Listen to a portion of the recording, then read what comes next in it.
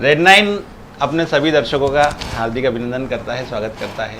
आज हम जैसा कि राष्ट्रव्यापी मुद्दे और प्रादेशिक या स्थानीय मुद्दे हमेशा आपके सामने जिस तरह से लेते आए हैं, उसी परंपरा को आगे बढ़ाते हुए आज हम एक राष्ट्रीय मुद्दे के साथ में आपके सामने आए हैं। जो तात्कालिक प्रश्न उठा है वो है राम मंदिर निर्माण के लिए निधि समर्पण का। राम मंदिर निर्माण के लिए निधि समर्पण का जो एक अभियान विश्व हिंदू परिषद और राष्ट्रीय स्वयं सेवक संघ ने प्रारंभ किया है, उसी अभियान को लेके, उसी जो संग्रह का जो भी सिस्टम है या जो संग्रहण हो रहा है, उसी को लेके काफ़ी प्रश्न धीरे धीरे अब सामने खड़े होने लगे हैं। और कुछ लोग जो इस पूरे सिस्टम के विरोधी हैं या जो किसी न किसी तरह से किसी एक बात को लेके इसका विरोध करना चाहते हैं, वो धीरे धीरे सामने आने लगे हैं।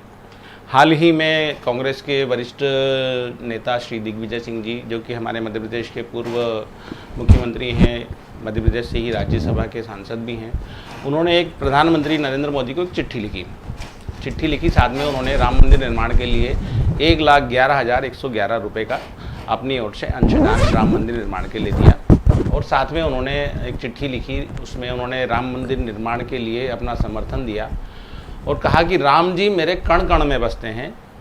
400 वर्षों से मेरे घर में राम जी का मंदिर है और जो राम मंदिर के निर्माण की जो पूरी प्रक्रिया है, जो उसके निधि जो संग्रहण है, वो कौन सी संस्था कर रही है, क्या उसकी पारदर्शिता है, या और भी जो चंदे से जुड़ी है, उन्होंने कुछ प्रश्न उठाए हैं। इसी विषय को लेकर आज हम आपके समक्ष उपस्थित हुए हैं। सबसे पहले हम अपने स्टूडियो में आमंत्रित अपने अतिथियों का स्वागत करते हैं। श्री सुमित मिश्रा जी, जो कि भारतीय जनता पार्टी के प्रदेश प्रवक्ता हैं। अमिताभ सिंघल जी, जो कि भारतीय राष्ट्रीय कांग्रेस के प्रदेश प्रवक्ता हैं। नवनीत शुक्ला जी, जो कि हमारे इंदौर के पत्रकारिता के स्तंभ और वरिष्ठ पत्रकार हैं। माला ठाकुर जी, जो कि विश्व हिंदू परिषद की प्रांत उपाध्यक्ष हैं। तो आइए हम सभी मिलके इस बड़े मुद्दे को लेकर हमारे अतिथियों से इसी बारे में इनके विचार जानते हैं क्या हैं। तो सबसे पहला तो मेरा प्रश्न अमिताभ जी आपसे ही जुड़ा हुआ, आपसे ही शुरू करूंगा, क्योंकि जो हमारा आज का विषय है वो दिग्विजय सिंह जी, आपकी पार्टी के वरिष्ठ जो नेता हैं, उनसे जो हमेशा की तरह उनके एक बयान सामने आते हैं जैसे तरह तरह के, और फिर बाद में हम उस पर बहस करने बैठते हैं। तो अब की बार ऐसा लगा आपको कुछ कि दिग्विजय सिंह जी ने फिर एक चिट्ठी लिखी, फिर कोई नया बम फोड़ा, फिर कुछ नया करा कि अरे यार क्या बोल दिया इन्होंने, फिर से क्या है देखना पड़ेगा? नहीं, दिग्विजय सिंह जी की चिट्ठी में बम जैसा तो कोई विषय वस्तु नहीं है। नहीं, पर जैसे बिना पढ़े जो एक फर्स्ट इम्प्रेशन आता है, जो नहीं, ये तो संघ और भारतीय जनता पार्टी की एक आदत सी रही है कि जो उनके विरुद्ध सर्वाधिक मुखर होता है उसके खिलाफ आक्रमण प्रारंभ कर देते हैं। तो दिग्विजय सिंह जी जैसे ही कुछ करते हैं, दिग्विजय सिंह जी को छींक भी आती है तो संघ और भाजपा को डर लगता है कि दिग्विजय सिंह जी ने क्या बोल दिया। तो दिग्विजय सिंह जी ने यदि कोई बयान दिया है तो बहुत सोच समझ के दिया है। पत्र लिखा है उन्होंने, ऑफिशियल अपने लेटर हेड पे पत्र लिखा है। उस पत्र के साथ में 1,11,111 रुपये की समर्पण राशि प्रधानमंत्री जी को समर्पित की है, और वो राम मंदिर के लिए की है। बल्कि भारतीय जनता पार्टी और संघ को तो स्वागत करना चाहिए कि दिग्विजय सिंह जी ने राम मंदिर के लिए अपनी ओर से राशि का समर्पण किया। पर उनका ये कहना है कि ये जो राशि मैं समर्पित कर रहा हूँ, ये वैसे सुमित जी से ज़्यादा माला ठाकुर जी, मैं आपसे ये प्रश्न करूँगा कि जैसे दिग्विजय सिंह जी ने जो ये चिट्ठी लिखी है, इसमें उन्होंने सबसे पहला प्रश्न उठाया है कि किस किस संस्थाओं ने द्वारा ये निधि संग्रह है, कौन लोग कर रहे हैं, क्या कर रहे हैं, इसके बारे में मुझे कोई जानकारी नहीं है। इसलिए उन्होंने सीधा जो अपना चेक है वो प्रधानमंत्री नरेंद्र मोदी को भेजा है। मुझे ऐसा लगता है कि दिग्विजय सिंह जी राष्ट्रीय नेता हैं, 2 बार इस प्रदेश के माननीय मुख्यमंत्री रहे हैं, अभी भी बहुत बड़े दायित्व पर हैं और सब प्रकार से हर प्रकार की जानकारी वो कहीं से भी ले सकते हैं। तो बड़ा हास्यास्पद प्रश्न है कि उन्हें यही नहीं मालूम कि निधि कहाँ देनी है, कैसे देनी है। जहाँ तक आपका पहला प्रश्न है तो उसका जवाब है कि श्री राम जन्मभूमि तीर्थ क्षेत्र न्यास निधि समर्पण समिति, इसी नाम से सभी जगह जो है ये जो निधि समर्पण का अभियान है वो चल रहा है। दूसरा, कहाँ करनी है, कैसे करनी है, तो कोई भी अखबार या किसी भी प्रकार का इस तरीके का जो बड़ा चैनल है, वहां पर आप वेबसाइट पे जाएंगे, सब जगह, मैंने अभी यहाँ बैठे बैठे एक चैनल से ही इसको लिया है जिसमें स्पष्ट रूप से लिखा हुआ है, उसका पैन नंबर है, श्री राम जन्मभूमि तीर्थ क्षेत्र का पैन नंबर है, और उसके बाद में बैंक अकाउंट की पूरी जानकारी है। अकाउंट का नाम है saving account, current account, IFSC code और State Bank of India Ayodhya की शाखा। पूरी जानकारी जो है वो उपलब्ध है। भीम ऐप से भी पेमेंट किया जा सकता है, एसबीआई पे से भी पेमेंट किया जा सकता है, तो पूरी जानकारी इस पर है। तो ये तो केवल दिग्विजय सिंह जी का ये कहना है कि बहुत सारी ज्ञात और अज्ञात लोगों द्वारा, संस्थाओं द्वारा इस पर चंदा वसूली का या चंदा उगाही का कार्य प्रारंभ किया जा चुका है और उनको पहले भी वैसे कई लोग चंदा उगा चुके हैं, ऐसा उनका कहना है जो चिट्ठी में उन्होंने लिखा है। मैं इसमें थोड़ा सा ये बोलना चाहती हूँ कि पहली बात, ये चंदा नहीं है, ये निधि समर्पण है। हमारे आराध्य प्रभु श्री राम जी का भव्य मंदिर का निर्माण बनने जा रहा है। पिछले 500 वर्षों में जो लड़ाइयां हुई हैं, उस संघर्ष के बाद आज वो समय आया है, तो ये समर्पण का अभियान है। अगर किसी को लगता है चंदा है तो वो गलत है जी। दूसरी चीज, जहां तक ये विषय उन्होंने उठाया है कि किस प्रकार की संस्थाएं कर रही हैं, तो नाम मैंने बताया है, श्री राम जन्म भूमि तीर्थ क्षेत्र न्यास निधि समर्पण समिति ये कर रही है। अब स्वाभाविक है कि जितने लोग यहाँ रहते हैं सब हिंदू हैं, तो कोई किसी संगठन से अगर जुड़ा है तो इसमें कोई गलती नहीं है। नहीं तो जैसे विश्व हिंदू परिषद कर रही है, राष्ट्रीय स्वयंसेवक संघ कर रहे हैं, कौन कर रहा है ये? मतलब या कोई भी कर सकता है? नहीं, कोई भी नहीं कर सकता। इस समिति के अंतर्गत जो लोग आते हैं वो इस अभियान के साथ में लोगों के बीच में जा रहे हैं, और स्वाभाविक है कि जो लोग इस अभियान से पहले से जुड़े हुए हैं, वे सभी जो कार सेवक रहे उनके परिवारों के लोग हैं, वे सभी लोग जो 1992 में उस समय वहां थे, 2010 में जिन्होंने इस समय को देखा, 2013, 2015 लगातार जो चीजें चली, जो इसके साथ जुड़े हैं और जो संपूर्ण हिंदू समाज के लिए समय समय पे खड़े रह करके काम करते हैं, तो स्वाभाविक है कि नेतृत्व कोई ना कोई करता है। फिर मैं पुनः कहूंगी कि ये किसी संगठन विशेष का अभियान नहीं है, ये एक ट्रस्ट के द्वारा जो है चलाया गया अभियान है, और स्वाभाविक है कि जो लोग समाज में रहते हैं उन्हीं में से कोई ना कोई जगह जगह पर इसके प्रमुख होंगे ही। क्या कहते हैं अमिताभ सिंघल जी? जो माला ठाकुर जी ने बोला है, पहली बात तो ये कि जो उन्होंने पूरी प्रक्रिया बताई या जो संगठनों के नाम बताए या जो भी लोग इसके लिए निधि संग्रह कर रहे हैं, समर्पण के अभियान में जुड़े हैं, पहला प्रश्न तो ये। दूसरा ये कि राम मंदिर निर्माण, आपकी पार्टी इसके पक्ष में है कि नहीं? पहले तो ये बताओ आप। आपके पहले प्रश्न का पहले जवाब देना चाहूँगा।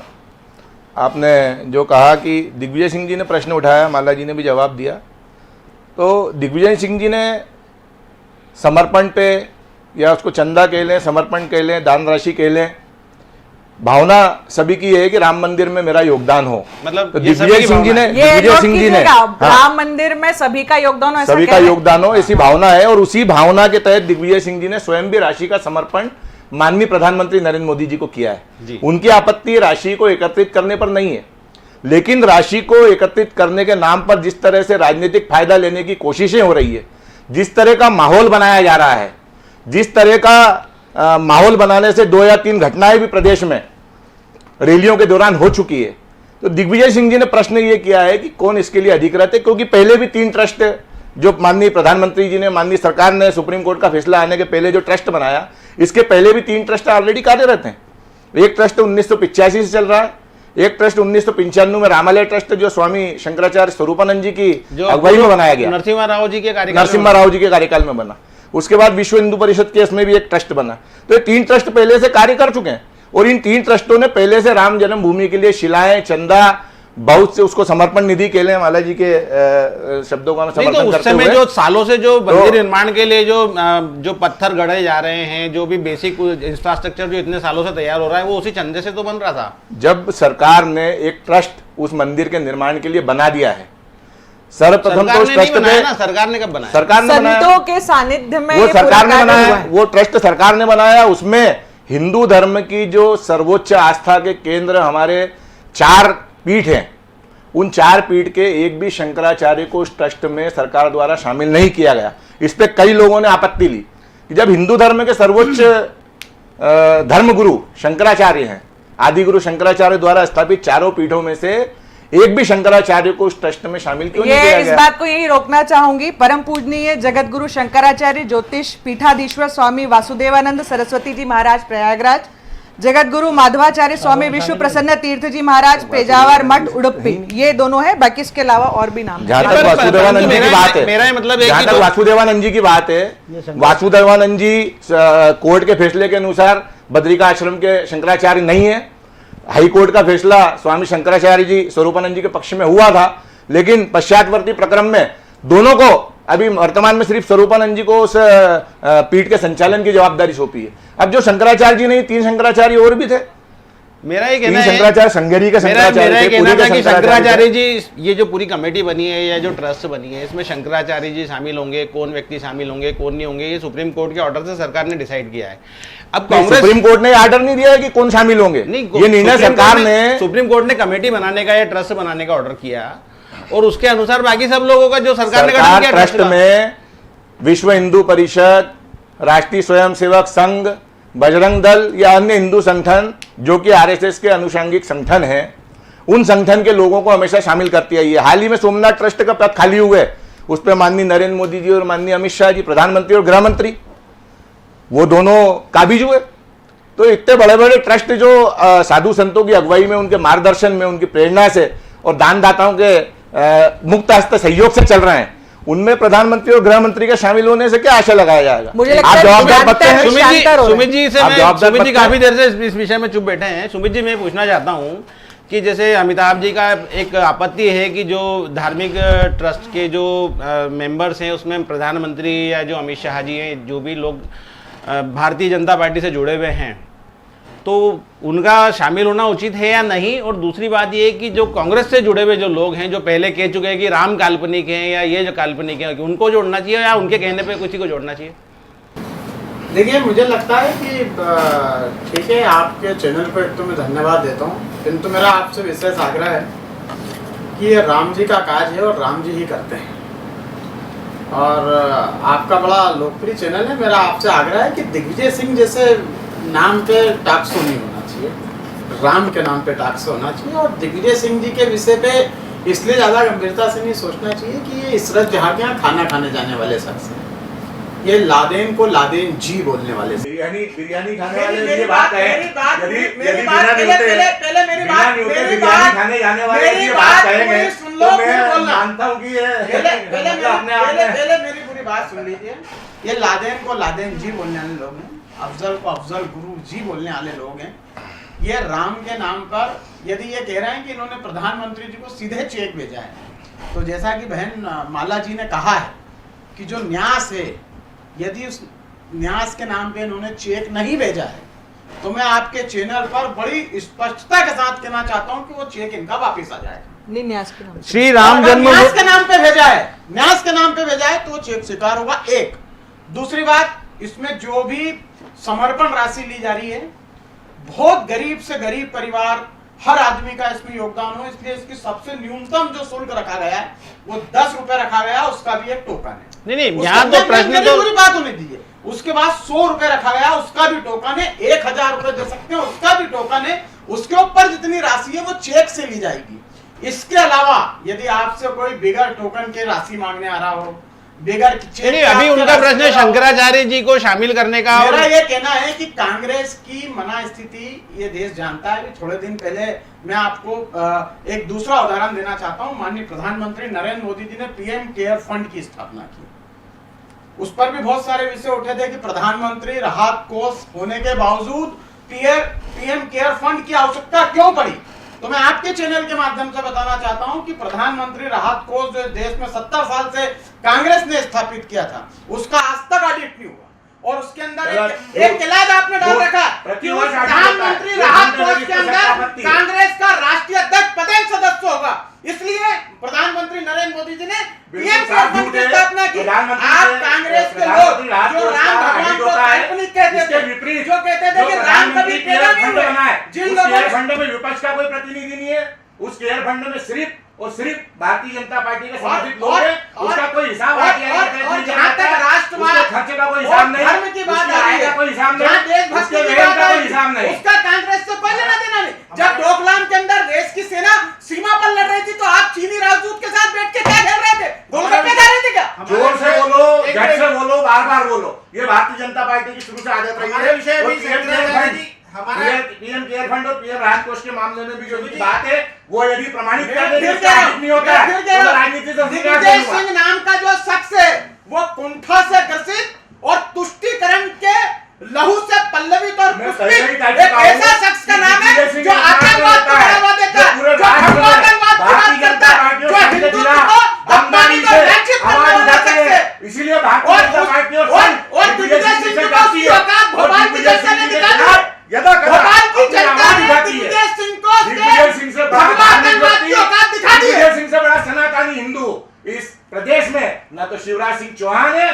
आप करिए, ना ही नरेंद्र मोदी है। ये तो बिल्कुल गलत है। बहुत अच्छी बात है अमिताभ भाई। सनातनी केवल सनातनी होता है। चूंकि ये दिग्विजय बोलना सिंह जी बिल्कुल गलत है पे कि बालाजी से कहना सनातनी चाहूंगा, है, चूंकि तो मेरे बिल्कुल नेता पे गलत है। आरोप लगाए जा रहे हैं, हमारी पार्टी के नेता पे आरोप लगाए जा रहे हैं, जिनके 400 वर्ष से राम मंदिर है, 400 वर्षों से तो उस पार्टी ने महल में उस राम पार्टी मंदिर है। ने अपने हाथों 400 वर्ष में कैसे लिख कर दिया कि राम कभी पैदा नहीं हुए, राम पैदा नहीं हुए।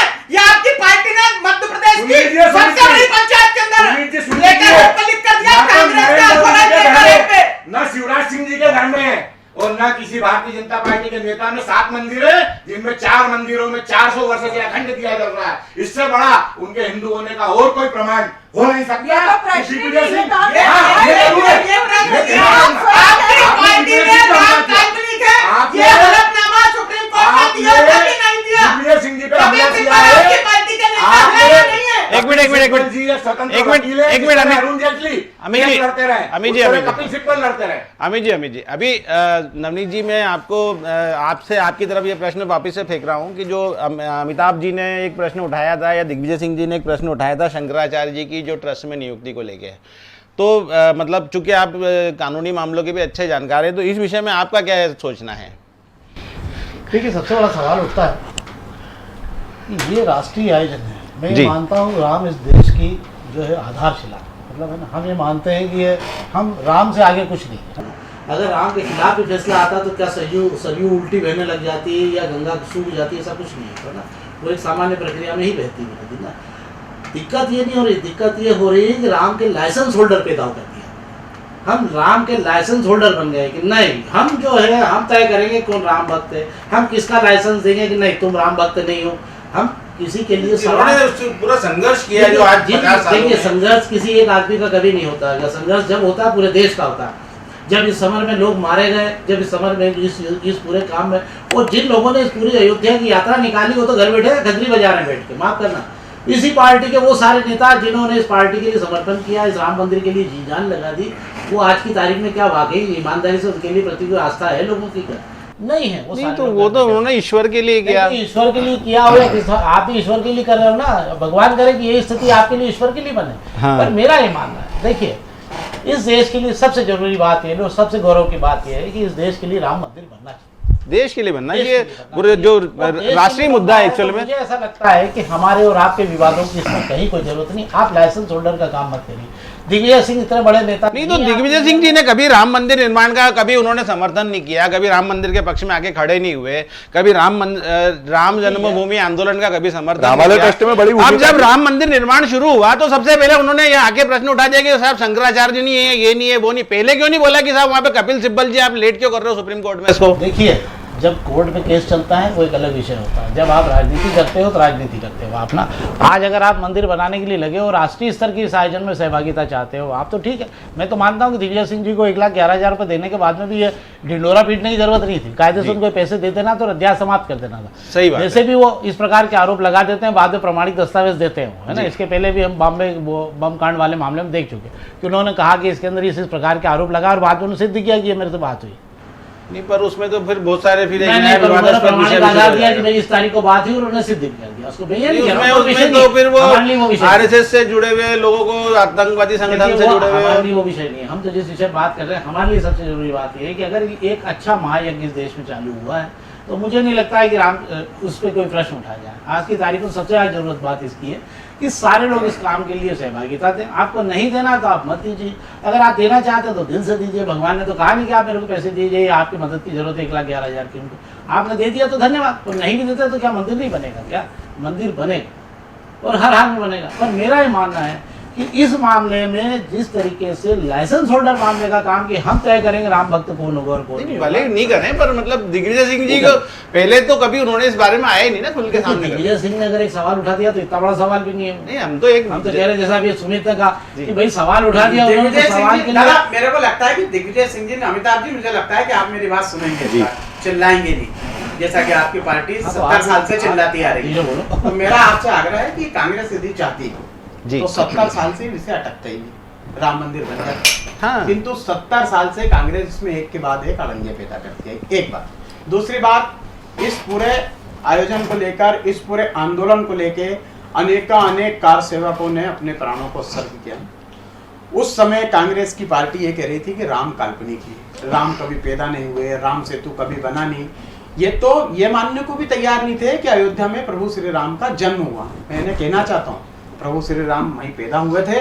ये हम नहीं कह रहे हैं, ये पूरा हिंदुस्तान कह रहा है। वहां राम का मंदिर बन रहा है और राम का भव्य मंदिर बनेगा और इतना अच्छा मंदिर बनेगा कि मुझे लगता है कि कांग्रेस के लोग यदि वहां जाकर प्रभु श्री राम से प्रार्थना करेंगे तो इन्हें भी सद्बुद्धि मिलेगी और ये भी देशभक्ति की बात करेंगे। एक बात, दूसरी बात मैं ये कहना चाहता हूँ, बीच में यही भगवा आतंकवाद की बात है, इन्होंने संघ पर प्रतिबंध लगाने की बात की। और जहां तक लोकतंत्र की बात है तो कांग्रेस का लोकतंत्र से भी कोई लेना देना नहीं है। कांग्रेस यदि यही चाहती है तो सरदार वल्लभ भाई पटेल को पूरी कांग्रेस ने तय कर दिया था कि ये देश के प्रधानमंत्री होना चाहिए। उस समय एक वोट लेने वाले नेहरू जी को इन्होंने प्रधानमंत्री बना दिया। और मैं कहना चाहता हूं कि इस देश के अंदर यदि पहले प्रधानमंत्री इस देश के सरदार वल्लभ भाई पटेल होते तो जैसे काशी का मामला हो, जैसे सोमनाथ का विषय समाप्त हो गया, वैसे अयोध्या का विषय भी समाप्त हो गया होता।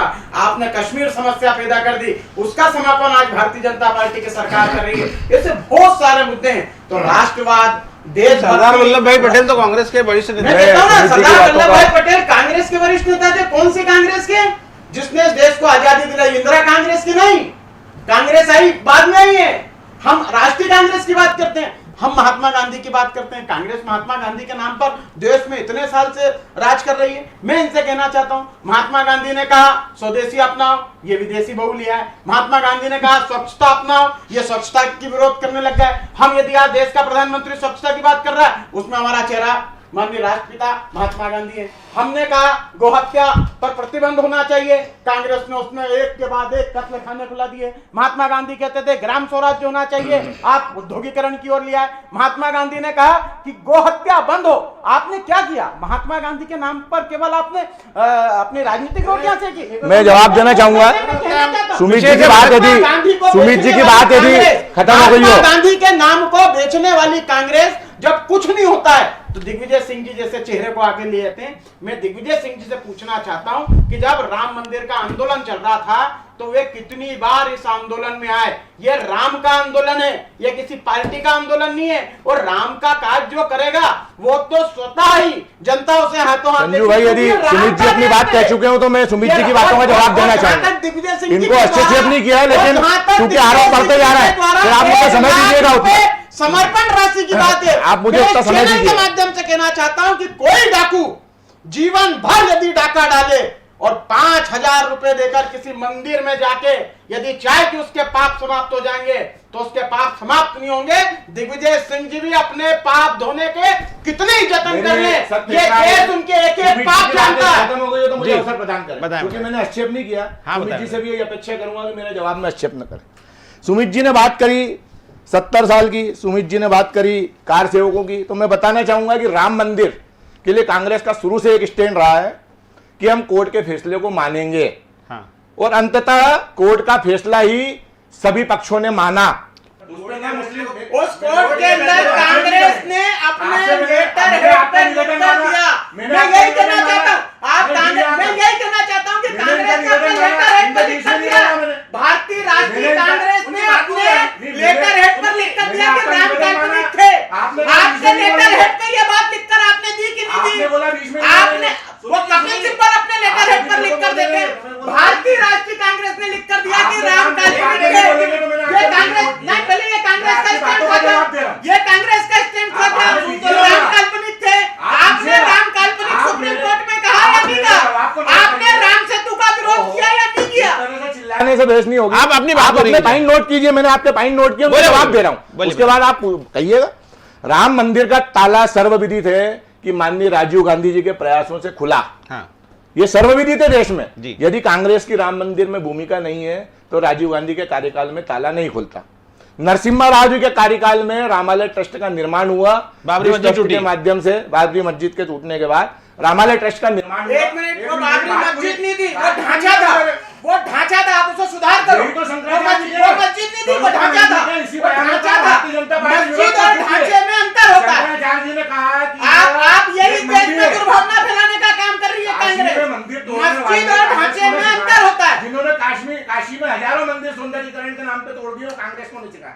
बात करी आपने गांधी की, जो गांधी का मैंने अभी आजकल देखा व्हाट्सएप पे चल रहा है, माला जी आपने भी देखा होगा कि गांधी नाम मजबूरी है और मोदी तो जरूरी है। ये तो इस तरह की ये चीजें तो सुनिए अलग सुनिए है, जो अपनी क्या पंचनिष्ठा में गांधी की शपथ लेते हैं, गोडसे को पूजने वाले लोग जिन्होंने गांधी की हत्या करी, वो यदि गांधी जी की बात करते हैं तो बड़ी हंसी आती है, और वल्लभ भाई पटेल की बात करते हैं तो भी बड़ी हंसी आती है। चाइनीज कंपनी से वल्लभ भाई की लोगों से कहा कि भाई आप हमको लोहा दो, हमको पैसा दो, और उसके बाद चाइनीज कंपनी को अरबों रुपया देकर उस प्रतिमा का ठेका देकर बनाते हैं। नहीं, वो अभी हमारा विषय नहीं है। वल्लभ भाई पटेल की बात की इसलिए जवाब दे रहा हूं। वल्लभ भाई पटेल कांग्रेस के सर्वमान्य नेता रहे हैं, नेक्स्ट टू पीएम रहे हैं, और गृह मंत्री के रूप में उनके किए कार्यों की पूरे देश में तारीफ होती है। तो हमारे नेताओं पे आपका आजादी में क्या योगदान था? कौन नेता था आपका आजादी में? अटल बिहारी वाजपेयी जी ने सेनानियों के खिलाफ गवाही दी, जिसका लेकिन चूंकि वल्लभ भाई की बात करी इसलिए मैं बात कर रहा हूं। गो हत्या की बात करी, एक मिनट, गो हत्या की बात करी, गो हत्या की बात करी, एक मिनट, आप पॉइंट नोट करो, जवाब देना। गो हत्या की बात करी, सुनिए, गो हत्या की बात करी, ये रिकॉर्ड बना, एक मिनट सुमित जी सुन तो लो, गो गाय पे तो सुन लो, आपने गो हत्या का बोला तो आप ये रिकॉर्ड, आपको अध्ययन की आवश्यकता है कि देश में सर्वाधिक बीफ निर्यात नरेंद्र मोदी जी के कार्यकाल में बढ़ा है, जिसका रिकॉर्ड है। ये सही बात है ना। इसके बाद गो हत्या के उपकरणों पे सब्सिडी नरेंद्र मोदी जी के राज में दी जा रही है। गो हत्या के कत्ल खानों की संख्या नरेंद्र मोदी जी के कार्यकाल में बढ़ी है। ये चीजें आप अध्ययन की आवश्यकता आपको है, अध्ययन की आवश्यकता में गो हत्या का आपने कहा एक मिनट भाई, आपके प्रश्नों का एक एक जवाब दे रहा हूं, आपके पॉइंट मैंने नोट किए, एक एक जवाब आपके प्रश्न का दे रहा हूं मैं।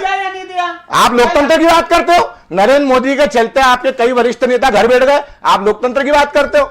लाल कृष्ण आडवाणी जी, जिनका राम मंदिर में सर्वाधिक योगदान है, क्यों नहीं बुलाया गया लाल कृष्ण आडवाणी जी को अयोध्या में? क्यों सम्मानित रूप से आमंत्रित नहीं किया गया? कहना है कि अभी तक अमिताभ जी की बातों को सुनकर मुझे ऐसा लग रहा है, माला जी मैं आपसे पूछना चाहूंगा कि राम मंदिर निर्माण जब से शुरू हुआ, जब से सुप्रीम कोर्ट का ऑर्डर आया राम मंदिर निर्माण के पक्ष में, तब से ऐसा कुछ नहीं लग रहा है कि कांग्रेस बैकफुट पे? स्वाभाविक है, जैसा अभी कहा भाई साहब ने कि लाइसेंस जो है देने वाले हम कौन होते हैं? हाँ। तो कोई भी किसी को लाइसेंस देने वाला नहीं होता। हम सब गर्व से कहते हैं राम भक्त है, आप भी कहिए हम राम भक्त है। किसने मना किया? बिल्कुल राम भक्त है, हम राम भक्त हैं। सनातन हिंदू है, राम भक्त वाला कोई भी व्यक्ति नहीं है, गर्व से कहते हैं। जहां तक ये विषय है तो स्वाभाविक है कांग्रेस बैकफुट पे, इसलिए क्योंकि उन्होंने प्रश्न खड़ा किया था कि राम सेतु था ही नहीं, राम काल्पनिक थे। सीता जी के विषय में भी कहा गया, जब नासा ने साबित किया उसके बाद मजबूरी थी उनको मानना, और जब देश पूरा एक साथ राममय होने लगा तो उस समय सब लोग जो है आगे आकर के निधि समर्पण अभियान का भी हिस्सा है। कोई भी नहीं कह सकते कि मैंने निधि समर्पित नहीं की। जब आपको विश्वास नहीं है तो आप क्यों कर रहे हैं? जब आप स्वयं, आपकी सरकार, आपके लोग इस प्रकार का प्रश्न खड़ा करते हैं, अभी सुमित भैया ने कहा कि इन्होंने अपने लेटर हेड पे लिख करके दिया था, तो जब इस प्रकार से जब आप बात करते हैं, और एक विषय जो अभी इन्होंने कहा कि इस प्रकार से जो पूरा विषय है राम मंदिर का, तो बहुत पहले तक, काफी समय तक इनकी सरकार रही। उस समय में जब राम भक्त वहां गए थे कार सेवा के लिए, तो वो कौन कहने वाला था कि परिंदा भी पर नहीं मार सकता? और उसके बाद माननीय अशोक सिंघल जी को जब सर पे पत्थर लगा, और उस समय जब वहां पर ढांचा तोड़ा गया, और उस समय कैसी स्थिति थी, 4 लाख लोगों का बलिदान हुआ, पूरा सरयू का पानी जहां तक दिखता था लाल दिखता था। ऐसे प्रशासक उस समय वहां थे।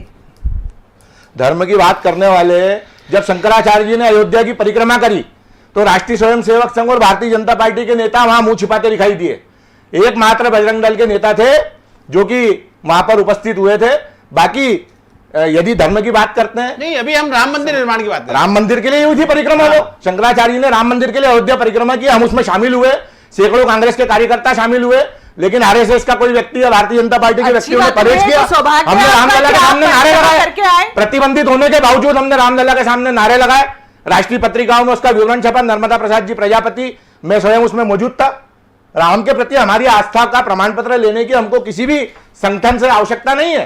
राम हमारे दिल में, हमारे हृदय में बसे। यही तो राम हमारी आस्था के प्रति, हम भी कह रहे हैं, राम हमारे कंठन में बसे। लेकिन हमको ये संगठन, माफ करिए, सनातनी हिंदू और संघी हिंदू, ये भेदभाव जो पैदा किया जा रहा है, हम सनातनी हिंदू और संघी हिंदू का भेदभाव खत्म करके राम मंदिर के लिए पूरे देश के हिंदुओं को, बल्कि मैं क्यों चाहता हूं कि हिंदू ही क्यों, मुस्लिम लोग भी अपना खुल के चंदा दे रहे। इकबाल अंसारी जो कि पैरोकार थे, उन्होंने चंदा दिया, और जो ट्रस्ट की आप बात कर रही हैं उस ट्रस्ट ने स्वीकार किया। उसके जो महामंत्री हैं वो अभी भी मुंबई में मुस्लिमों से उन्होंने चंदा लिया। तो पूरा देश, चूंकि राम इस देश की आस्था के प्रतीक है, किसी एक संगठन, किसी एक पार्टी या किसी व्यक्ति के, जैसा कि भाई साहब ने कहा, मैं अभी सहमत जो- हूं ये जो कि आप समर्पण राम अभियान जो को शुरू अपना हुआ है अमिताभ भाई, व्यक्तिगत न माने। अभी जो समर्पण अभियान, मेरी एक बात कहना चाहता हूँ अमिताभ भाई, बहुत अच्छी बात कर रहे हो आप। अच्छा लगा मुझे कि आप भी राम भक्त हो गए, आप भी राम मंदिर हो गए हम तो जन्म से राम भक्त हैं।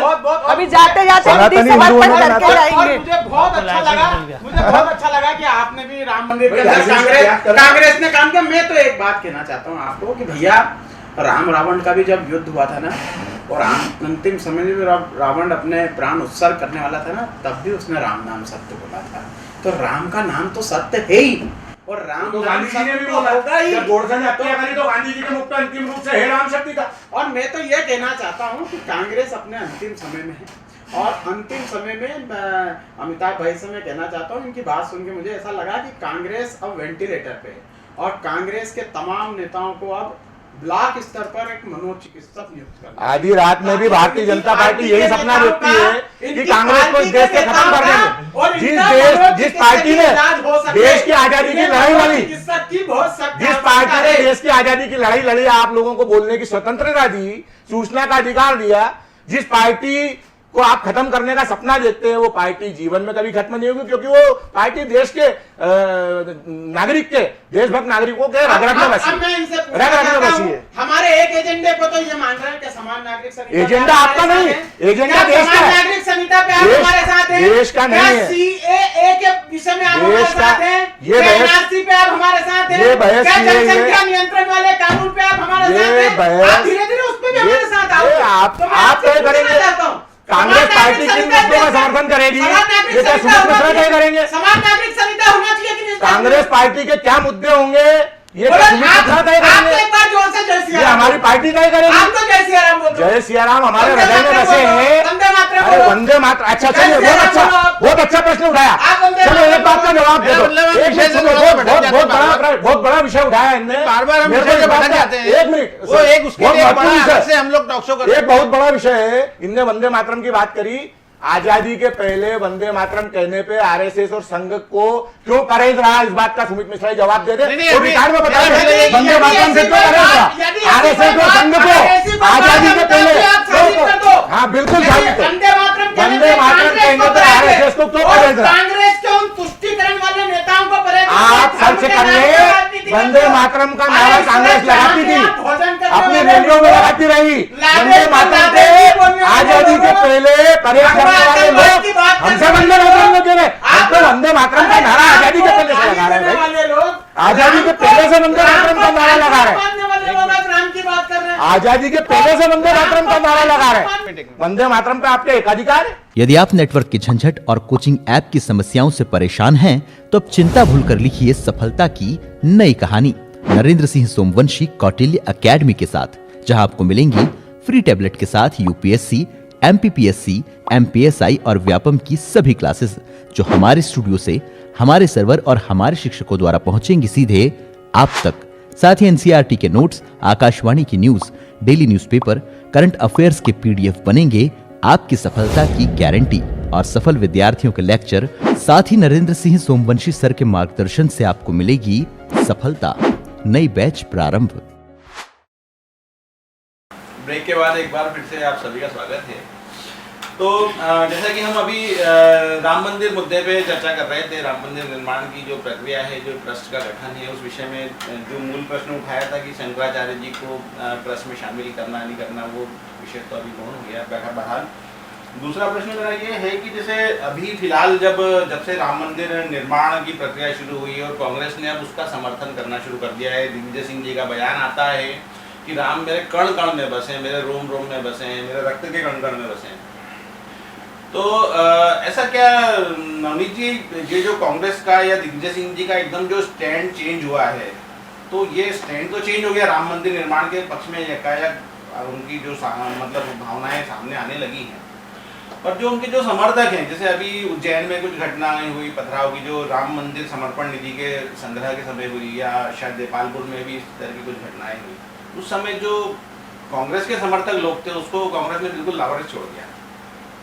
ये कांग्रेस के स्टैंड में अब एकदम से परिवर्तन हुआ, उनका क्या होगा जो पुराने लोग थे? जो देखिए, कोई भी लोग जो इस सम्मान की निधि एकत्र करने के लिए घूम रहे हैं, पे किसी प्रकार का पथराव या किसी प्रकार का कुछ होगा तो उन तमाम लोगों के साथ लोग खड़े होते हैं कि ये गलत है, ये कोई भी कंसिडर नहीं करेगा। मैं नहीं समझता हूँ वो भाजपा हो या कांग्रेस हो कोई भी हो, इंसानियत ये कहती है कि आपको पत्थर फेंकने का अधिकार नहीं है कि आप पत्थर फेंकें उस पर। अगर आपको उसकी विचारधारा नहीं जमती है तो आप उसको मत दीजिए। हमने कोई गलत पकड़ा नहीं, पैसे आपको देने, ठीक है, जोश हो सकता है किसी में बात हो सकती है, पर उसका ये तरीका नहीं हो सकता कि आप पत्थर फेंकना सकते हैं। जी क्यों? क्योंकि दो चीज़ें होती हैं। इसका सबसे ज़्यादा नुकसान होता है उस क्षेत्र को, क्योंकि अगर कल को तनाव पैदा हो जाता है और कुछ लोग हादसे में चले जाते तो इसकी भरपाई नहीं होती। इसलिए मुझे ऐसा लगता है कि ऐसे मामलों में वो चाहे कांग्रेस ही हो या कोई भी हो या मुट्ठी भर लोग होंगे, मैं नहीं समझता हूँ मुट्ठी भर लोग जो है वो अगर पत्थर फेंक रहे हो तो सारे कांग्रेसी खड़े होकर नहीं अच्छा करो तुम्हें। ऐसे मामले में कभी भी आज तक कोई मदद कहीं से नहीं और किसी को भी नहीं। अगर हम दूसरे उदाहरण देखते हैं तो चाहे क्या संघ के लोग या दूसरे लोग भी मिले होंगे, इस प्रकार के पथराव में तो किसी की मदद नहीं होगी। इस मामले में सब एक हो जाते हैं कि ये तरीका ठीक गलत है। गलत। माला जी, जैसे अभी जो प्रश्न के बीच में जो नई चीज सामने आ रही है कि जो कांग्रेस की विचारधारा चेंज हुई, उन्होंने राम जी के पक्ष में भी अपने बयान दिए, राम मंदिर निर्माण के पक्ष में दिए, दिग्विजय सिंह जी राम भक्त हो गए। तो अब आने वाले समय में मतलब आपका अगला प्रश्न शायद ऐसा नहीं होना चाहिए कि भाई जो कृष्ण जन्मभूमि है या और इस तरह के जो भी विवादित स्थल है उसके लिए आपका प्रश्न दिग्विजय सिंह जी से नहीं उठना चाहिए कि भाई आपका क्या विचार है? मुझे लगता है कि मुझे दिग्विजय सिंह जी से प्रश्न करने की कोई आवश्यकता नहीं है। संपूर्ण हिंदू समाज जागृत है, कब और किस प्रकार से कोई भी काम को करना है। तो ये किसी व्यक्ति विशेष से प्रश्न करके या उससे पूछ करके या उससे बात करके इस प्रकार का प्रश्न नहीं है। और जहां तक दिग्विजय सिंह जी के राम भक्त होने का सवाल है तो मुझे लगता है मैं वापस कहूंगी कि हर कोई व्यक्ति जो इस देश में रहता है, इस धरती को मां मानता है, प्रभु के प्रति अपना समर्पण मानता है, उसको राजनीतिक विषय नहीं बनाना चाहिए। उन्होंने पत्र में स्पष्ट किया है कि 400 वर्षों से मेरे घर में इस प्रकार का मंदिर है, अखंड दीपक जल रहा है, और ये बात वो कई बार बोल चुके हैं, उनके पुत्र ये बात कई बार बोल चुके हैं। तो क्यों, जब आप बार बार ये बात बोल रहे हैं कि मैंने धर्म को कभी राजनीति से नहीं जोड़ा, लेकिन जब भी विषय आता है तो बार बार अपने घर के पुश्तैनी मंदिर को बार बार ला करके राजनीतिक अखाड़े में क्यों खड़ा कर देते हैं? तो मुझे लगता है कि ये एक प्रश्न है जो पूछा जाना चाहिए। क्या सुमित जी, आप पूछेंगे कृष्ण जन्मभूमि के बारे में क्या विचार है कांग्रेस? देखिए, कांग्रेस थोड़ी माला जी थोड़ी सॉफ्ट है और वो दिग्विजय सिंह जी को इम्पोर्टेंस देना नहीं चाहती है। मेरे को ऐसा लग रहा है कि फिर विषय अंतर नहीं हो जाए, इसलिए मैं बहुत थोड़े में अपनी बात करता हूँ कि आप लोग कांग्रेस का इतिहास जब भी लिखा जाएगा जी, तो आफ्टर वाई नॉट और before y naught, Rahul Gandhi के वाई नॉट के पहले की कांग्रेस और राहुल गांधी के वाई नॉट के बाद की कांग्रेस, इतना बड़ा राजनीतिक संगठन जो देश में कई वर्षों तक राज किया, जिसने उसके राष्ट्रीय अध्यक्ष को एक ऐसी सीट पर जाकर चुनाव लड़ना पड़ रहा है जो एक मुस्लिम और ईसाई धर्म की बहुसंख्यक विधान लोकसभा है। क्यों? क्योंकि ये लोग इस देश की जो राष्ट्रवाद वाली विचारधारा है, जो हिंदुत्व की विचारधारा है, जो इस देश में राम को मानने वाली, जो गंगा को मानने वाली, जो गोदान को मानने वाली, जो गाय को मानने वाली, जो इस देश की भूमि को मानने वाली, जो स्वच्छ श्यामला भूमि मानते हैं, जो इस भारत माता को भारत माता कहते हैं, जो इस धरती से प्रेम करते हैं, जो यहाँ की प्रकृति से प्रेम करते हैं, जो नदियों से प्रेम करते हैं, जो यहाँ के राष्ट्र पुरुषों से प्रेम करते हैं, इस देश की संस्कृति को मानते हैं, उन सब का विरोध कर करके कांग्रेस आज तुष्टीकरण की नीति पे बात आई। हम तो सदैव कहते हैं कि राम सबके हैं, हमने कब बोला कि राम हमारे हैं? हमने नहीं बोला, कांग्रेस ने कहा। कांग्रेस हमेशा तुष्टीकरण की बात करती आई है और यही कारण रहा कि कांग्रेस ने कहा कि इस देश में प्राकृतिक संसाधनों पर सबसे पहला हक मुसलमानों का है। नहीं, हमारी भारतीय जनता पार्टी और हमारा संगठन कहता है कि इस पर सबका अधिकार है। उस लंगोटी धारण करने वाले आदिवासी का भी है जो इस देश में 70 साल से भूखा और प्रताड़ित है, उपेक्षित है, उसका सबसे पहला अधिकार है। हम मुसलमानों की बात नहीं करते, हम हर उस मुसलमान का सम्मान करते हैं जो भारत माता को मां कहता है, किंतु हम हर उस मुसलमान का विरोध करेंगे जो भारत माता को डायन कहेगा और पाकिस्तान की जीत पर फटाके फोड़ेगा। और एक बात और, ये बात कर रहे हैं कि मेरे यहाँ 400 साल से दीपक जल रहा है, मेरे यहाँ राम भगवान का मंदिर है। अच्छी बात है भैया, खूब पूजा करो, खूब दीपक जलाओ, राम भगवान की आराधना भी करना चाहिए। किंतु मैं आपसे पूछना चाहता हूं दिग्विजय सिंह जी, इस चैनल के माध्यम से, कि आपने जो ये चिट्ठी माननीय प्रधानमंत्री जी को लिखी है, ऐसी चिट्ठी आपने आपकी कांग्रेस की राष्ट्रीय अध्यक्ष आपकी माता जी आदरणीय सोनिया गांधी जी को क्यों नहीं लिखी, जब कांग्रेस के वरिष्ठ नेता कपिल सिब्बल सुप्रीम कोर्ट के अंदर कांग्रेस के लेटर हेड पर यह लिखकर देकर आए थे, हलफनामा देकर आए थे, जिस पर कांग्रेस के कई वरिष्ठ नेताओं के हस्ताक्षर थे, कई सांसदों के हस्ताक्षर थे, कांग्रेस के कई राष्ट्रीय पदाधिकारियों के हस्ताक्षर थे कि राम काल्पनिक है, राम जी अयोध्या में पैदा नहीं हुए, राम का कभी वहां मंदिर नहीं था। किंतु जब इस देश की सर्वोच्च न्यायालय ने यह बात स्पष्ट कर दी, जब खुदाई में यह बात स्पष्ट नजर आने लग गई, जब उस बात के प्रमाण मिलने लग गए, एक नहीं दो नहीं कई सदियों के प्रमाण मिलने लग गए कि राम भगवान का जन्म हुआ, राम जी यहाँ पैदा हुए, तो ऐसे बहुत सारे विषय हैं। और जहां तक शंकराचार्यों का विषय में आपको फिर कहना चाहता हूं, राम मंदिर का आंदोलन कोई भारतीय जनता पार्टी का आंदोलन नहीं था। राम मंदिर का आंदोलन साधु समाज और विश्व हिंदू परिषद की अगुवाई में लड़ा जाने वाला राम जन्मभूमि का आंदोलन था। इसलिए स्वाभाविक है कि जब जो लोग जिस चीज की लड़ाई लड़ रहे होते हैं, आप भी राजनीतिक कार्यकर्ता हूं, मैं भी राजनीतिक कार्यकर्ता हूं, हम कोई आंदोलन धरना प्रदर्शन करते हैं तो जो आदमी आंदोलन करता है वही उसको आगे जाके लीड करता है। क्योंकि विश्व हिंदू परिषद इस पूरे अभियान को शुरू से लीड कर रहा था। 1948 के बाद से लगातार विश्व हिंदू परिषद की जब गठन हुआ, उसके बाद से लगातार साधु संतों की अगुवाई में विश्व हिंदू परिषद नाम का एक संगठन बना है। ये साधु संतों के समाज द्वारा ही बनाया गया है और इसमें पूरे चारों शंकराचार्यों का इसे समर्थन प्राप्त है। हिंदुस्तान के अनेक साधु संतों का इसे समर्थन प्राप्त है और ये हिंदुस्तान की 130 करोड़ जनता का प्रतिनिधित्व करने वाला विश्व हिंदू परिषद है। ये हिंदुत्व को परिभाषित करने वाला संगठन है। तो उस विश्व हिंदू परिषद की अगुवाई में ये संगठन ये लड़ा जा रहा है और विश्व हिंदू परिषद चूंकि पूरी लड़ाई लड़ रहा था, इसलिए विश्व हिंदू परिषद के लोग आज इस निधि समर्पण न्यास के अंदर विश्व हिंदू परिषद का राष्ट्रीय अध्यक्ष कोषाध्यक्ष नहीं है। इसके अंदर जो लोग हैं वो पूरे देश से, हर धर्म से, हर संप्रदाय से, हर शंकराचार्य से। हमारे यहाँ शंकराचार्य बहुत बड़ा पद होता है, वो किसी न्यास में आकर शामिल हो। ये हिंदुत्व के लिए मुझे लगता है कि आपका ज्ञानवर्धन करने के लिए बता रहा हूँ। शंकराचार्य हमारे सर्वमान्य होते हैं। वे यदि अपने पीठ से कह देंगे। और एक बात और, इसी शंकराचार्य को मैं मेरी बात पूरी करने, मैं अमिताभ जी से पूछना चाहता हूँ कि इसी शंकराचार्य को जब राम जी के अयोध्या वापस लौटने वाले दिन दीपावली की आधी रात को कांग्रेस के समर्थन से साउथ के अंदर आधी रात को शंकराचार्य को उठाकर जेल में घसीटने का काम किया था, उन्हें बेहद बुरी तरीके से मारपीट करने की बात की गई थी, उस समय कांग्रेस ने यह प्रश्न क्यों नहीं उठाया कि ये शंकराचार्य हमारे आस्था के प्रतीक हैं, इन पर ये जुल्म नहीं होना चाहिए। उस समय कांग्रेस के सम्मानीय नेतागण कहां गए थे जब शंकराचार्य जी को आधी रात को शंकराचार्य के आधी रात को शंकराचार्य को उठा के जब मारपीट की गई थी। तो कांग्रेस अपनी कथनी और करनी में पहले भी कह चुका हूं, कुंठा दृष्टिकर्षण से ग्रसित नाम है। नवीन जी, आप आगे की एक तो मैं बड़ी बात साफ है बात कि इस देश में अगर किसी चीज का राज है तो वो इस देश का संविधान है। ये देश का संविधान लिखा गया है 4 शब्दों का, वरना भाईचारे के ऊपर ही पूरा संविधान लिखा गया है। आज भी जिस राम मंदिर की आप बात कर रहे हो, जिस राम मंदिर को लेकर आप ताकत भर रहे हो और सांस ले रहे हो, उसका श्रेय केवल सुप्रीम कोर्ट के उस फैसले को है जिसने कहा कि भाई आप ये मंदिर बनाने का काम करिए, है ना। इस देश के उन तमाम लोगों को धन्यवाद कि तमाम आइडियोलॉजी विचारधारा के बाद भी, दूसरे देशों में तमाम उत्पाद होने के बाद भी इस देश में आखिर में एक बात कही जाती है कि जो सुप्रीम कोर्ट का जो मतलब सुप्रीम कोर्ट का, आज भी किसान उस बात को लेकर कह रहे हैं ना, जो सड़क पे बैठे कि जो सुप्रीम कोर्ट का फैसला होगा वो आपको मान्य होगा, पर हमारी बात पूरी होना चाहिए ना। तो हमें इस देश को जो ये देश सुरक्षित है उसका कारण इस देश की राजनीति नहीं है। केवल उसका एक कारण ये है कि इस देश का संविधान जो है वो अपने आप में एक अलग व्यवस्था है और संविधान की अलग व्यवस्था ही जो है ना इस देश को बचाए हुए है। नहीं तो अभी तक तो हम लड़ा के खत्म हो गए होते। मंदिर तो बहुत बात की बात होती। 70 साल बाद भी अगर कोई निर्णय हुआ तो हमारे लिए गौरव की बात यही कि हम 70 साल बाद उस संविधान का पालन कर रहे हैं जिस संविधान से हम बंधे हुए हैं। हम उस संविधान से बाहर नहीं, तो हम घड़ी घड़ी उस बात को ना दोहराएं कि ये हमारे कारण, ये उसके कारण, ये किसके कारण। हम आज भी किस कारण से मंदिर बना रहे हैं, क्योंकि हमको सुप्रीम कोर्ट ने आदेश दिया कि आप मंदिर बना सकते। तो जब बना रहे हो आप, तो आप उस संविधान का आदर करिए, उस देश में उस संविधान का आदर करिए और उसी के आधार पर आप इस मंदिर को बना रहे हैं। इसलिए संविधान ही इस देश का जो है वो आपको दिशा देता है।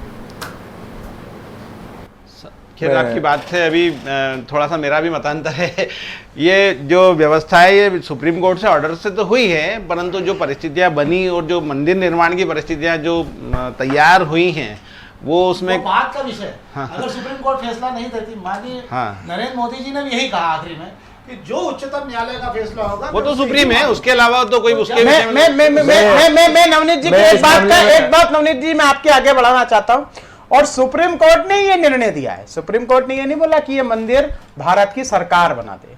सुप्रीम कोर्ट ने कहा है कि जो लोग सुप्रीम कोर्ट में इस बात की लड़ाई लड़ रहे थे वही लोग राम मंदिर बना रहे हैं ना, तो फिर दिग्विजय सिंह जी के प्रश्न का जवाब स्वतः संवैधानिक मैं इस विषय में- निर्णय में आ गया कि संविधान जो ये मिस्त्री को न्यास काफी बनाए। लंबा सुना हमने। मैं अपनी बात को कहना चाहूंगा कि जैसा कि बात की जा रही है कि भारतीय विश्व हिंदू परिषद, भारतीय जनता पार्टी, बजरंग दल, राष्ट्रीय स्वयंसेवक संघ, तो मैं बताना चाहूंगा भारतीय जनता पार्टी का प्रादुर्भाव 1980 में हुआ। राम मंदिर का आंदोलन 5000 वर्ष पुराना है। 5000 वर्षों से राम मंदिर का आंदोलन 500 वर्ष पुराना है। जब से यह आंदोलन को लोग लड़ते आ रहे हैं, हमारे धर्माचार्य, हमारे पक्षकार, हमारे वकील ये लड़ते आ रहे हैं। तो उनकी जो उन्होंने नींव भरी, जो उन्होंने कुर्बानियां दी, जो उन्होंने संघर्ष किया, उसको ये कहकर बोना नहीं करें कि ये हमारा आंदोलन। नहीं देखिए ये कहकर बोना ना करें। दूसरी बात, वो तो कांग्रेस पक्ष की जो बात कही जा रही है कि कांग्रेस ने लिख कर नहीं दिया, कांग्रेस लेटर पेड पर लिख कर दे दे, कांग्रेस ये कर दे। कांग्रेस देश की पार्टी है जिसके नेतृत्व में संविधान बनाया गया। तो मैं नवनीत जी की इस बात से सहमत हूं कि संविधान के तहत कांग्रेस ने हमेशा हर धर्म स्थल के बारे में जहां विवाद है उसके बारे में यही कहा है कि जो सुप्रीम कोर्ट, जो न्यायालय फैसला देगा उसको हम मंजूर करेंगे, और कांग्रेस ने सदैव उसका पालन किया। जब सुप्रीम कोर्ट ने फैसला दे दिया तो कांग्रेस खुलकर राम मंदिर के लिए आगे आ गई। कांग्रेस ने कभी राम मंदिर का विरोध नहीं किया। कांग्रेस ने कभी राम मंदिर का विरोध नहीं किया। मैं आपसे यही पूछना मेरी बात पूरी हो जाने दो। मैंने आपको बहुत देर से सुना, बीच में बोला नहीं। एक मिनट मैंने बहुत देर से सुना, या तो मैं भी बीच में बोलूं। मैंने बहुत देर से सुना, मैंने बहुत देर से सुना। आप पॉइंट लिख लो। मैंने वहां मैं पॉइंट लिख रहा हूं, जवाब दे रहा हूं, आप भी लिखो। अपन 2 मिनट बाद में सिस्टम से चलो अपन। आप मैंने बहुत देर से आपको सुना। जी। मेरी बात सुन लो। आपके जो जो पॉइंट है मैं उसको बता रहा हूं।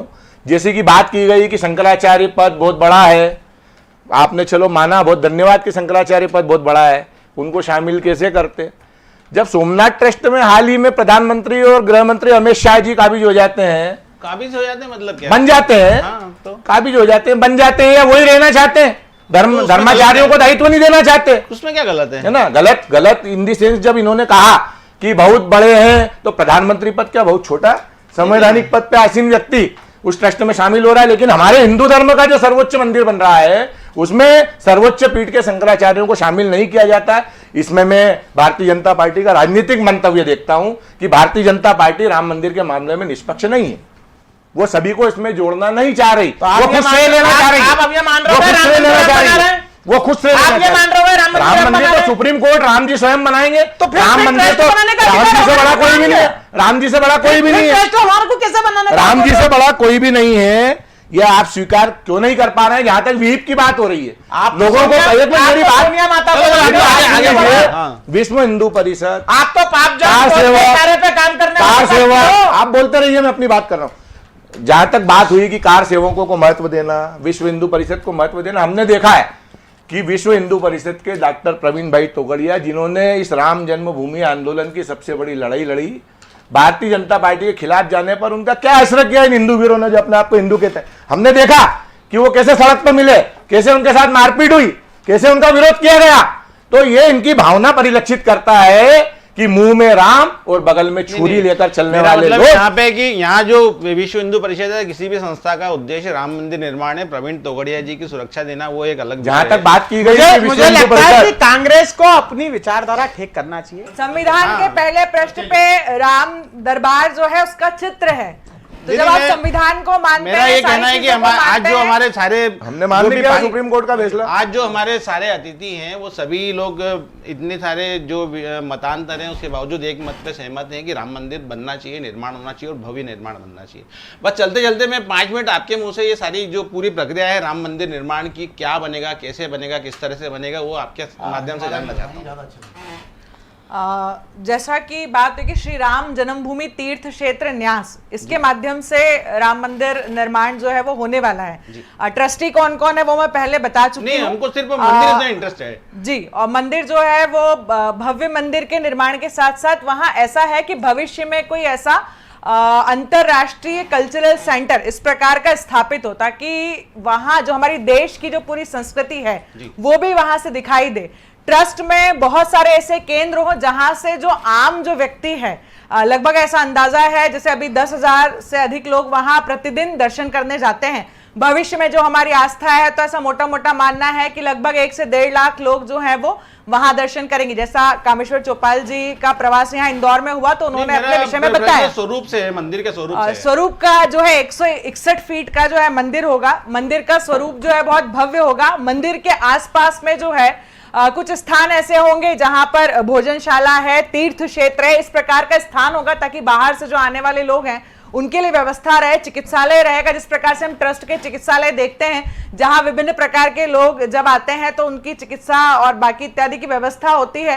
तो ये जो सारी चीजें हैं वहां होने वाली हैं। तो ये जो निधि समर्पण के माध्यम से जो ट्रस्ट में जो राशि जाने वाली है, तो कोई भी जो ट्रस्ट है लंबे समय के लिए सोच करके उस ट्रस्ट का निर्माण किया जाता है। तो भव्य मंदिर के निर्माण के साथ साथ आसपास मंदिर की इतनी व्यवस्थाएं हैं जो आम जो हिंदू जब वहां पर जाएगा तो उसे लगेगा कि मैं अपने आराध्य के दर्शन करने तो आया ही हूं, और उसके साथ में आसपास में जो सांस्कृतिक जो क्षेत्र बनने वाला है वो भी उसके लिए देखने लायक होगा। उसमें हमने सुना है कि उसकी कुछ नींव है वो 200 फीट गहरी नींव जो है वो उसकी रखी गई है। जो पहला ऐसा बनाया जा रहा है जिसके अंदर 6 से 8 तीव्रता का भूकंप भी आया तो उस पे मंदिर पे कहीं उसका असर नहीं आएगा। दूसरा उसकी स्पान जो है, जो उसकी स्पान की हाइट वो इतनी ज्यादा है कि अगर आपको 100 मीटर उसमें 2 स्पान मिलेंगे ताकि पूरा हॉल जो है कहीं पे भी ऐसा नहीं लगेगा कि पिलर्स नहीं आएंगे उसके अंदर।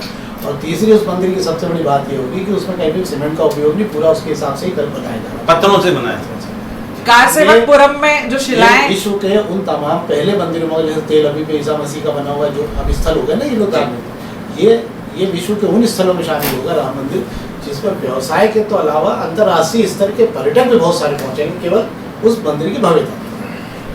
बहरहाल जो हमारे आराध्य पूज्य भगवान श्री राम जी के मंदिर के लिए जो भी प्रयास सभी लोग कर रहे हैं और सभी की भावनाएं जो भी थोड़े बहुत मतांतर हो सकते हैं, थोड़े राजनीतिक विषय अलग हो सकते हैं जिसके लिए सभी लोग अपने अपने अलग अलग मत रखते हैं, कुछ राजनीतिक मुद्दे भी साथ में जुड़ जाते हैं, परंतु अंत में सभी लोग चाहते हैं कि राम जी का मंदिर बने, भव्य बने और राष्ट्रीय एकता का प्रतीक बने।